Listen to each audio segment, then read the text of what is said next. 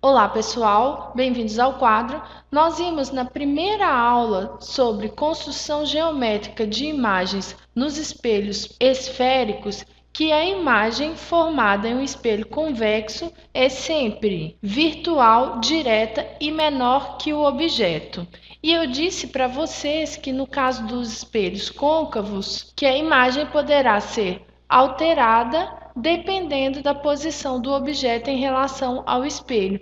Nós vimos no primeiro caso que quando o objeto está localizado antes do centro de curvatura do espelho, que a imagem formada é real, invertida e menor. No segundo caso, nós vamos aproximar o objeto do espelho e localizá-lo exatamente sobre o centro de curvatura.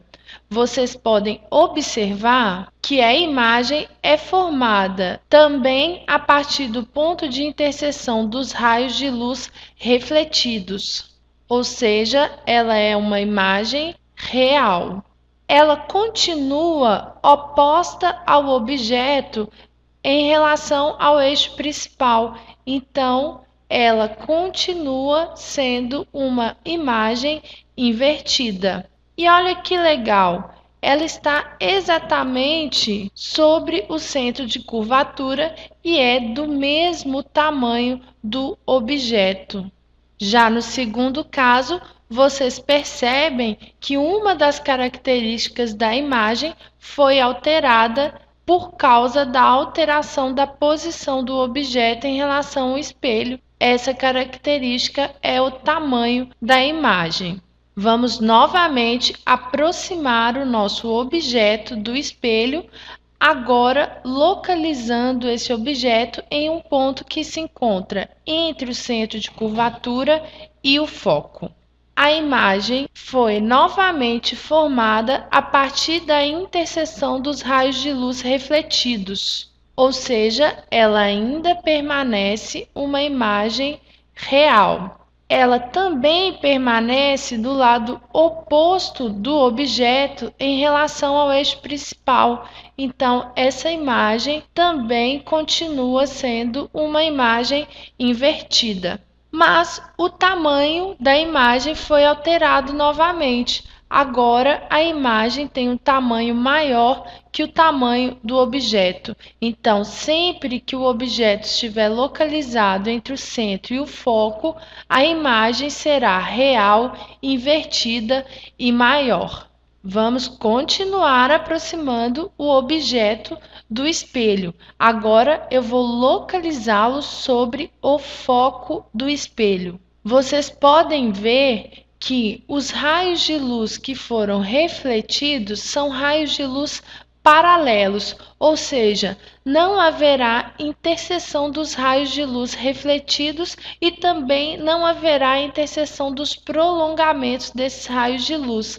Neste caso, não há formação de imagem e nós chamamos a imagem de imagem imprópria.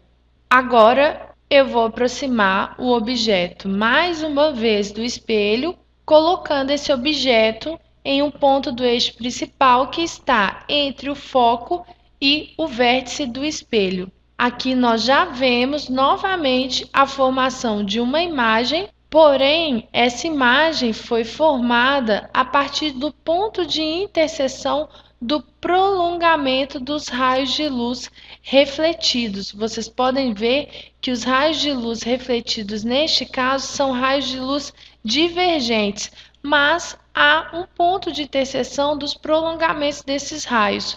Quando a imagem é formada a partir do prolongamento de raios de luz refletidos, nós chamamos essa imagem de imagem virtual. Vocês podem ver que aqui também a imagem mudou de posição em relação ao eixo principal e agora ela está localizada do mesmo lado do objeto. Então, ela também será uma imagem direta. E olha o tamanho dessa imagem. É fácil notar que ela é uma imagem maior que o objeto. Então, o que nós podemos observar no caso dos espelhos côncavos é que a posição do objeto em relação ao espelho determina imagens com características diferentes. Além disso, observem que sempre que a imagem é real, ela também é uma imagem invertida, independente da posição do objeto em relação ao espelho. Se a imagem é real, ela será também invertida.